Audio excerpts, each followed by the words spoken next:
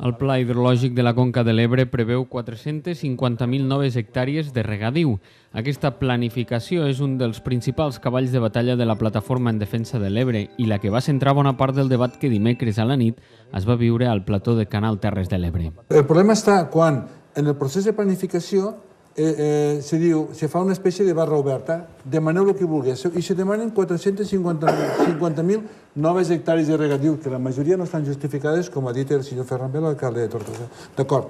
Llavors, o sigui, quan se demana això i se demanen els embassaments suficients per regular aquesta aigua, es produeix un desequilibri, i vol dir que dins de la gestió de la Conca de l'Ebre se prima una activitat que és l'activitat de regadiu en contra de la mediambiental.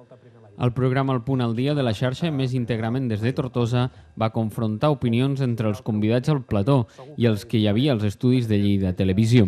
Va ser en aquest cara a cara amb el canal Segarra-Garrigues com a pretext quan es van viure alguns dels moments més interessants del debat. A Lleida no estan d'acord amb el cabal que passa per Lleida, demanen increment de cabal, però no són el suficientment solidaris en defensar un increment de cabal al delta. Sobre la solidaritat, contestant a l'alcalde de Tortosa, perdó, no m'ho hauré explicat gens bé. Jo no li dic que volem més aigua per Lleida, volem aigua. Nosaltres no tenim cabal ecològic fixat, ni poc ni molt, no el tenim fixat. Em sembla que tenim tot el dret a demanar el cabal ecològic pel Segre a Lleida. S'ha d'optar o per l'agroindústria o per l'agricultura familiar, o s'ha d'optar per invertir diners en formigó o s'ha d'invertir diners en ajudar el petit pagès. Si tu invertixes diners en formigó, crees un model d'estat. Si tu invertixes diners en el petit pagès, en l'economia familiar, crees un model de societat diferent. I la plataforma i la gent, el que defensem és el model agrícola tradicional, que és el model de les famílies. La concentració parcel·lària que imposarà aquest canal portarà al despoblament de les comarques centrals de Lleida. Ho comparteix? Tornem a equivocar absolutament. Però comparteix el que diu el senyor Tomàs? No ho comparteixo en absolut i tornem a desviar l'atenció.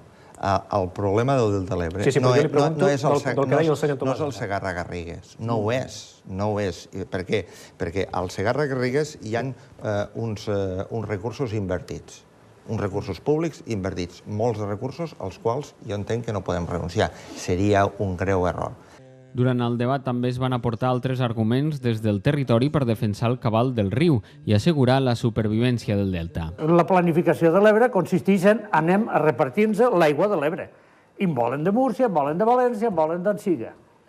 Però hi ha que partir, jo crec, d'una base que és, primera, els recursos limitats, segona, la Comunitat Europea, la directiva marc, marca molt clar quin és el principi. El principi és garantir les condicions mediambientals del riu en tots els seus trams i en el delta, inclús en la mar de l'Ebre. El programa es va allargar durant prop d'una hora i també va fer connexions amb la seu central de la xarxa a Barcelona.